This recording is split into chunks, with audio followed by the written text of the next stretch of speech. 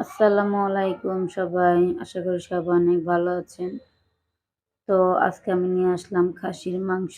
তো খাসির মাংসের রেসিপিটা আপনাদের সাথে শেয়ার করব। এখানে হচ্ছে আমি চুলায় কড়াই বসিয়ে দিয়ে তার মধ্যে পরিমাণ মতো তেল দিয়ে দিচ্ছি। তো এখানে দিয়ে দিচ্ছি তেজপাতা, এলাচ, দারচিনি, লবঙ্গ আর গোলমরিচ দিয়ে আমি একটু নেড়েচেড়ে তারপর দিয়ে দিচ্ছি পেঁয়াজ। পেঁয়াজ দেওয়ার পরে এটা আমি নেড়েচেড়ে নেব ব্রাউন কালার হওয়া পর্যন্ত, তো অপেক্ষা করতেই হবে। তো এভাবে খাসির মাংস রান্না করলে কিন্তু ভীষণ টেস্ট হয়, ভালো লাগে। তো আমি এখন মশলা দিয়ে দেবো এখানে। মশলা হচ্ছে আদা, রসুন, জিরে বাটা। তো এটা আমি নেড়ে চেড়ে নেব যাতে করে আদা রসুনের গন্ধটা চলে যায় তেলের মধ্যে। তারপরে আমি পরিমাণ মতো পানি দিয়ে দিব মশলাটা কষানোর জন্যে। তো এখন আমি দিয়ে দিলাম হলুদ, তারপর দিয়ে দিব মরিচের গুঁড়া।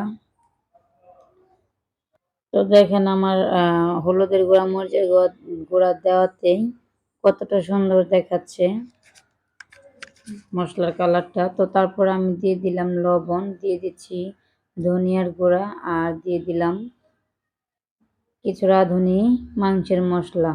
দিয়ে দেওয়ার পরে এটা আমি ভালো করে নেড়ে চেড়ে এখন দিয়ে দিচ্ছি মাংসগুলো। আর আমি মাংসগুলো আগে থেকে পরিষ্কার করে এটা আমি হলুদ, মরিচ, লবণ আর একটু মশলা বাটা দিয়ে এটা আমি মেখে ঢেকে রেখে দিয়েছিলাম প্রায় 10 থেকে 15 মিনিট। তো এখানে একটু পানি দিয়ে দিলাম। দিয়ে দেওয়ার পরে এটা আমি ঢেকে ভালো করে কষিয়ে নেব একটু সময় নিয়ে। আর এখানে একটা আলু দিয়েছি চারফলা করে, কারণ আমার ছেলে আলুটা ভীষণ পছন্দ করে তাই। তো আমার মাংসটা কিন্তু কষানো প্রায় শেষের দিকে। আমি কিন্তু ক্যামেরা অফ করে রেখে আমি অনেকটা সময় নিয়ে মাংসটা কষিয়ে নিয়েছি। কালার দেখে বুঝতে পারছেন। আর এখানে আমি গরম পানি অ্যাড করে দেব, ঠান্ডা পানি অ্যাড করব না। আমি আগে থেকে পানি গরম করে রেখে দিয়েছিলাম। তো দেখেন কতটা সুন্দর দেখাচ্ছে আমার তরকারির কালারটা। তো এখন আমি 5 থেকে 10 মিনিট পানি শুকানো পর্যন্ত আমি রান্না করে নেব। এই তো আমার লাস্ট পর্যায়ে। ধন্যবাদ, সবাই ভালো থাকবেন, সুস্থ থাকবেন। আল্লাহ হাফেজ।